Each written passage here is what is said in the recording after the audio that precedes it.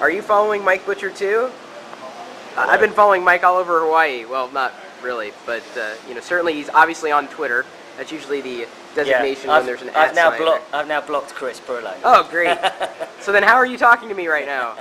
Because we're in real life. Oh, okay.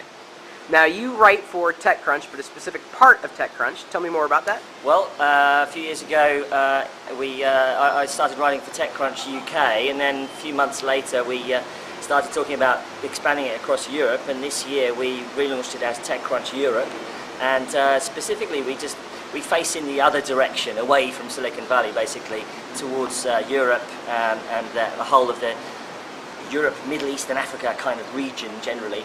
And so it's not just the European Union, which is about sort of 16 countries, but the continent of Europe, so also, Russia and that kind of thing.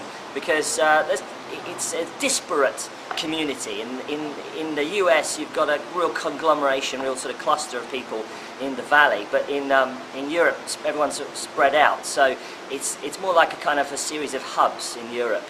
But what we do is we try and surface technology companies, startups coming out of the European region, people who have got great ideas. And rather interestingly, London has become a big centre for Twitter startups because London is such a... London people and the UK love Twitter and love social media. And so you've got all these kind of Twitter startups like TweetMeme, Twitter feed, Twitter job search, that kind of thing. So rather interesting. So, but that's just part of what we cover, and we now have about 16 contributors all across Europe writing for us now in TechCrunch Europe. Now, what drew you then to this whole scene? Whether it's you call it Web 2.0, social media, whatever the new phrase happens to be. Well, obviously I dye my hair to put flecks of grey in it in order to give myself more gravitas. Yeah. But were I not to do that, obviously you would see a sort of young visage before you.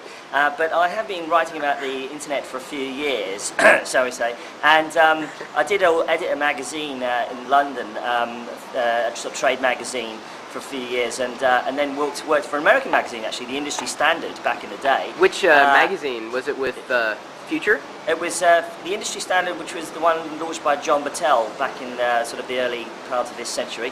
And we the one back in Europe? In Europe, yeah, we launched a European version. European versions of the American products is kind of my shtick, I guess. And so I did that, and then I got into writing. I was writing freelance for people like The Guardian, the FT, and ended up starting writing about Web 2.0 as it was.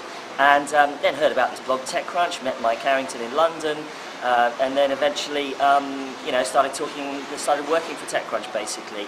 And it's just an exciting area to cover. And I love sort of the new wave of new journalism, which is cameras and blogging from anywhere. I mean, for me, the internet is the office, and it doesn't really matter where I am, basically, as everyone knows. So that's how I got into it, and I think it's definitely like the new way of doing journalism.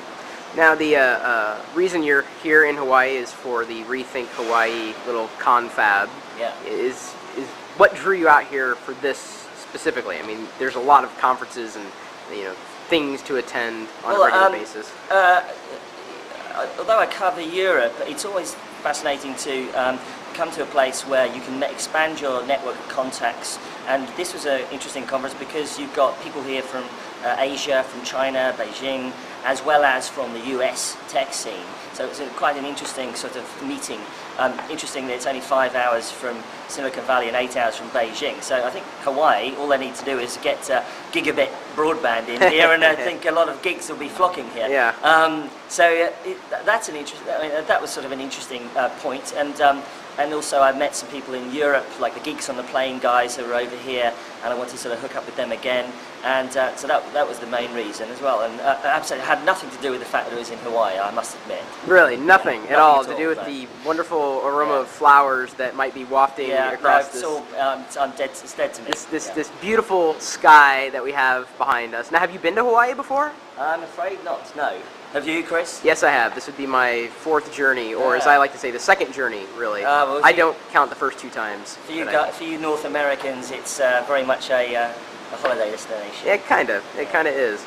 Now, do you see any bigger trends inside of Europe in the tech scene, startups, the types of startups that you're seeing? Are you seeing a lot of bootstrapping, funding, what's the general feel and flow of these startups? Well, these I think companies? it's always going to be tough because you don't, like I say, you don't have that big physical hub that you do that America has in the Valley, and also, North America generally has kind of big hubs, but in Europe it's all spread around. Generally, I'd say the biggest hub in Europe is definitely London because of the financial aspects, because VCs, the pan-European VCs all now have offices in London.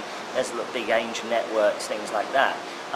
But the trends are, unfortunately, it's going to be tough for early stage companies. In fact, just today there's been an announcement from Intel Capital that they don't see a lot of early stage venture capital continuing, possibly going down. So European startups do tend to have to be lean startups, in the phrase that's been coined, and tend to have to bootstrap a lot. And but you know what? You can get very tough entrepreneurs, very sort of resourceful entrepreneurs in Europe. I mean, if you want to be an entrepreneur in Athens, in Greece, then you can have a tough time registering your company. It's tough. In Southern Europe particularly. But there's this whole societal change going on in Europe because the recession and the downturn has made people have to become more resourceful and not rely so much on the state, which tends to be more of the political infrastructure of European countries, and have to become more entrepreneurial. And that's creating, there's a new wave of new generation of entrepreneurs coming through now. The days of leaving university and getting a job in Renault or Mercedes or wherever, are kind of over. So, and you have to kind of be more resourceful now. And the internet has obviously empowered people to do that. And what I really enjoy about TechCrunch, doing TechCrunch in Europe, is bringing all those people together. And it's kind of like planes starting to fly above cloud. They're kind of noticing each other now a lot more in Europe. And like Le Web in December will be another big meeting of those people. So I think there's a huge sort of demographic change going on. Now, if you have any tips for the, submission process for a company or startup or idea to get covered in TechCrunch UK, would you be able to share any?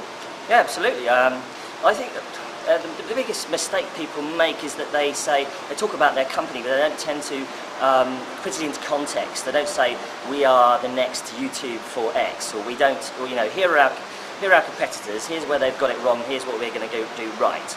So I would say, if you're going to pitch TechCrunch Europe and you send me an email, you can go to eu.techcrunch.com/about. All my details are there. And I have a network of 17 contributors all around Europe. If you're, we cover guys from Serbia, Croatia, as well as all the big countries like France, Germany, Spain, Italy as well. So we're trying to really, dig deep now, go down to the coalface. So, just get in touch. All right, sounds good. Thanks, Mike. My pleasure.